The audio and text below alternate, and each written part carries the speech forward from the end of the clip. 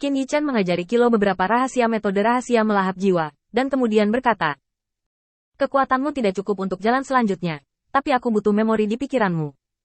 Tidak praktis bagiku untuk mengambil semuanya dan menganalisisnya. Karena itu, setelah perjalanan ini, jika tidak ada pertempuran, kamu dan aku. Jaraknya dalam 10 langkah, jadi lebih mudah bagiku untuk mengambil tindakan untuk melindungimu. Jika ada perkelahian, Anda sedekat Anda dengan saya atau Kevin. Ngomong-ngomong, kamu membawa barang ini bersamamu. Dengan mengatakan itu, Qin Yichan melemparkan liontin batu giok ke Kilo, lalu berbalik dan memimpin jalan. Setelah episode kecil seperti itu, Qin Yichan memecahkan 2 masalah terbesar dalam tim. Salah satunya adalah keinginan untuk mengenal Kilo, kemungkinan respons stres, dan yang lainnya, kemungkinan ketidakpercayaan pada Sydney Kevin. Meskipun medan perang adalah cara tercepat untuk mendekatkan orang, dalam menghadapi hidup dan mati, semuanya akan menjadi tidak penting. Cukup untuk membuat orang ini bertarung berdampingan dan berjuang untuk bertahan hidup. Ini adalah hubungan yang mematikan. Tetapi Qin Yichan juga harus mempertimbangkan satu hal. Berapa banyak orang yang dapat dipercaya di depannya. Sydney Kevin adalah anggota Mahkamah Agung. Dan yang perlu dia jaga adalah kepentingan Mahkamah Agung. Tentu saja, itu akan menjadi masalah lain jika dia bersedia membawa bawahannya bersamanya. Tetapi jelas bahwa Qin Yichan belum mencapai level ini. Dan Sydney Kevin tidak cukup untuk bersedia melakukan sesuatu dengannya. Hari ini, dia dikirim untuk menanyakan informasi, dan tujuan Sydney Kevin mengikuti mungkin tidak sesederhana itu. Selain membantunya di saat kritis dan membantunya melarikan diri, saya khawatir ada juga arti pengawasan. Sekarang kekuatan sebenarnya di wilayah Bintang Huotu masih Pranwoli. Penjaga Mahkamah Agung memiliki aturan, ketika tidak mungkin untuk berhubungan dengan Mahkamah Agung, kapten dengan jumlah terkecil akan menjadi pemimpin, dan penjaga pengadilan ilahi lainnya akan bekerja sama satu sama lain.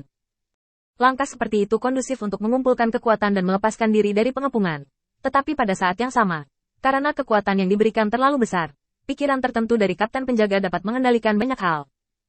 Misalnya, Pranwoli tidak mengatakan sepatah kata pun hari ini, bagaimana jika dia meragukan dirinya sendiri. Oleh karena itu, Qin Yichan perlu mengatakan kalimat ini, benar atau salah bukanlah alatnya, tetapi orangnya. Dengan cara ini, setidaknya Sydney Kevin ada di pihaknya. 2 bahaya tersembunyi dari misi ini telah dipecahkan. Bahkan jika 2 bahaya tersembunyi ini tidak ada, itu tidak masalah. Semuanya aman dan sehat, dan tidak ada yang benar-benar beruntung. Kehati-hatian adalah kuncinya. Saat Qin Yichan membawa keduanya untuk menjelajah, langit yang sudah suram menjadi lebih gelap dan lebih gelap setelah malam tiba, dan segera, tidak ada yang terlihat 3 langkah jauhnya. Namun, hal-hal seperti penglihatan tidak akan mempengaruhi persepsi mereka tanpa campur tangan sarana khusus.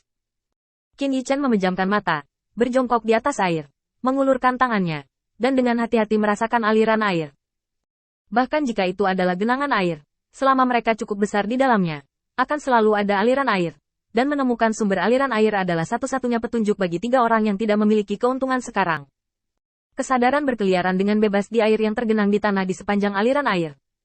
Saat kesadarannya dimulai dengan dirinya sebagai pusat, arah aliran air berubah menjadi lingkaran besar, yang pusatnya berjarak puluhan meter dari sisi Qin Yichan.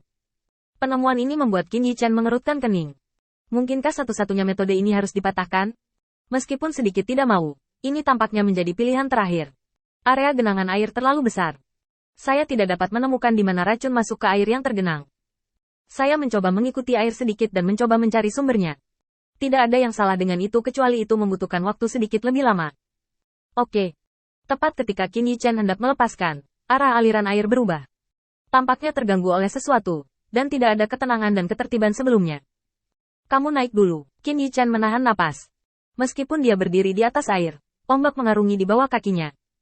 Bahkan riak terkecil pun utuh. Qin Yichan tidak melepaskan detail apapun. Sembunyikan dirimu dengan sempurna. Sepotong air ini.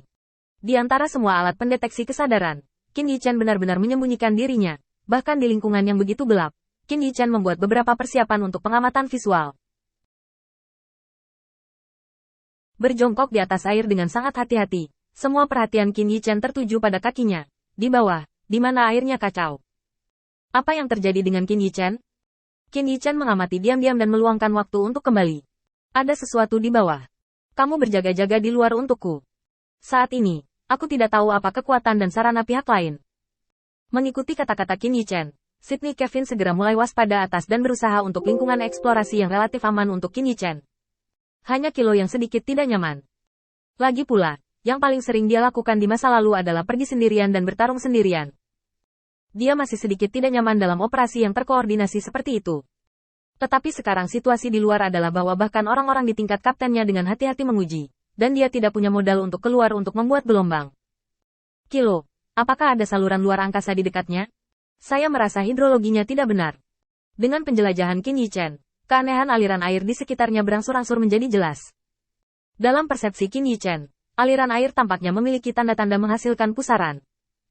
Jika tidak ada makhluk yang berenang di sini, satu-satunya penjelasan yang mungkin adalah bahwa ada saluran luar angkasa di dekatnya, yang menghubungkan bidang bintang di dekatnya, memungkinkan air mengalir. Aliran memiliki arah aliran yang tepat. Setelah beberapa saat, tanggapan Kilo datang. Ada 2 lorong luar angkasa di dekat sini. Itu bukan salah penilaian, kan? Mendengar ini, Qin Yichen merasa sedikit lega. Bagaimanapun, setelah mengamati di sini untuk waktu yang lama, dia tidak melihat gerakan apapun dari pihak lain.